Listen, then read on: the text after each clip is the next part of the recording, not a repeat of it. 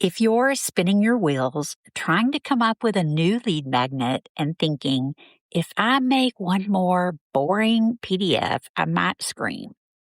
Or if you're hearing, you should start a podcast, but you don't want another weekly thing on your plate, well, this episode is for you. Today, I'm walking you through two simple strategic ways to use podcasting without the weekly grind and without the sad, dusty PDF freebies no one actually reads these days. So, one is a private podcast reader magnet, and two is a short stack public podcast. And y'all have heard a little bit about these before on previous episodes, but today we're going to talk about what each one does, how they're different, and when you might use one or the other, or perhaps, like me, both, to grow your author platform, build relationships, and market your book in a way that actually feels good. Can I get an amen? Oh, yeah. Okay, so first up is the private podcast reader magnet. So this is usually just a short 6-episode audio series, but it's private, meaning people can only access it after they give you their email address. So they're joining your email list to get access to this audio series. So instead of another downloadable PDF, you're actually inviting your target reader into an intimate, bingeable audio experience with you. And it's like saying, hey, come sit with me for a little while. I want to talk you through this struggle. And you can start that conversation in just 6 short episodes. So here's why a private podcast reader magnet would be good for you as a nonfiction author, because it grows your email list without yet another boring checklist or sample chapter of your book that doesn't mean anything, without the whole book. It also builds trust faster than almost anything else these days, even a podcast interview. It feels human, which, aren't we craving that today? And it doesn't feel transactional, like, yuck, who wants to be sold to anyway? And it sets up your book beautifully to serve your readers you wrote it for. Now, there's many ways you can use a private podcast reader magnet. It could be your call to action when you're guesting on podcasts. That's like my favorite way.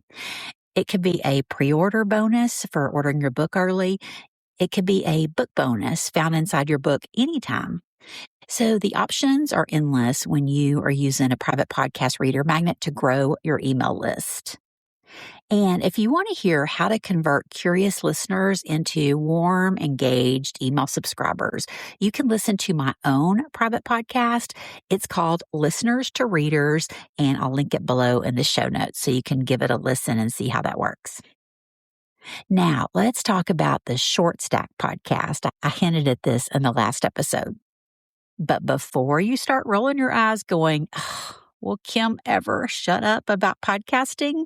Well, spoiler alert, no, I won't. And I want you to remember this short stack is not about starting a forever show. It's not a new episode every Tuesday until you're 90. Nope. It's a strategic, standalone, bingeable podcast asset. But wait, isn't that what I just shared with a private podcast reader magnet? I'm confused. Yes, but that is a podcast to serve your new email subscribers. A short stack, I also like to keep it 6 short episodes. It lives publicly on Apple Podcast, Spotify, everywhere people listen to podcasts. They can listen for free without giving you their email address. Now, here's why it works so beautifully for you as an author. It's discoverable, right? New readers can find you in the podcast apps. It positions you as the trusted voice on the topic of your book. Hello, you can show publishers you're already serving your target readers today. And it markets your book for you, even when you're offline, writing or caring for your aging mama. If this podcast idea is intriguing, you can listen to my own called Author Short Stack. It's 6 short episodes walking you through what a short stack author podcast is, how it works, and how it can fit into your author life. And it's available now on all podcast apps for free, and I'm going to also link it below. So in simple terms, think of it like a short stack podcast equals visibility, credibility, reach. And then your private podcast is your, hey, let's go deeper together so I can help you. Now, it could also work while you sleep, but you have to drive traffic to the private podcast yourself. So if you're nodding your head saying, yeah, Kim, this sounds great, but which one should I choose? Well, here's a simple way to think about it if you're interested in moving forward with a short podcast series. If you're already hosting a podcast, then just consider a private podcast for your reader magnet, your opt-in freebie, because you're already hosting a free public podcast that should be getting you found by new listeners. And if not, we need to talk. On the flip side, if your current podcast only hosts interviews about other authors' books, then you might consider a short stack podcast instead to feature your own book. And if you're interested in starting a podcast, but don't want to commit to a weekly show just yet, well, consider starting a short stack podcast first. So you can see, one, do I even like podcasting, right? And have something set up to work for you to promote your book either way. Now, if you're focused on growing your email list, maybe you're meeting with an agent or publisher this year to pitch your book, then consider starting a private podcast reader magnet, as they'll be asking about the size of your email list. But don't forget, you still have to find a way to share content with those you want to tell about your private podcast, or any freebie really, right? And a short stack podcast can do that for you. It really comes down to where in your reader journey you want people to listen to your podcast. Is it when they very first discover you, or is it after they've heard some content from you, either as a guest or a host, and they've joined your email list and now they're ready for more? And guess what? You don't actually have to pick just one if you're really interested. You can do both on purpose when you're ready. So you could create a short stack podcast so new readers can discover you in the podcast apps. And then inside that public series, you could then invite listeners to your private podcast as the next step. So again, your short stack kind of says, hey, here's my big idea about supporting this struggle.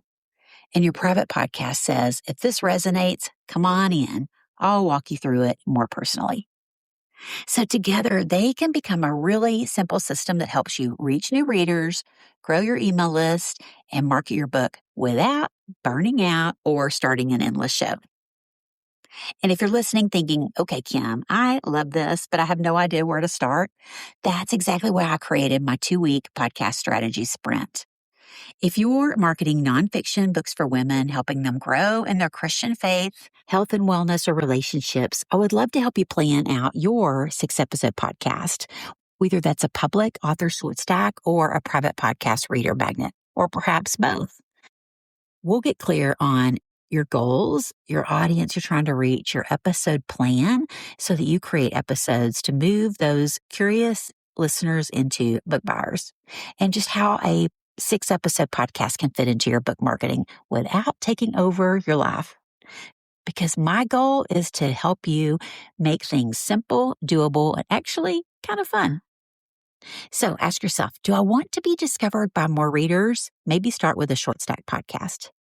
Or do I want to grow my list and deepen relationships with my readers? Then maybe start with a private podcast. Or if you're feeling ambitious in the best way, like me, maybe you'll do both. Now, before you decide to run off to create these by yourself, in the next episode, I'm sharing some common mistakes you can avoid with a short podcast so you don't miss out on serving the listeners you wrote your book for. Thanks for tuning into Book Marketing Mania, and as always, I'll be there for you next episode to help you reach and serve your readers one podcast at a time. See you then.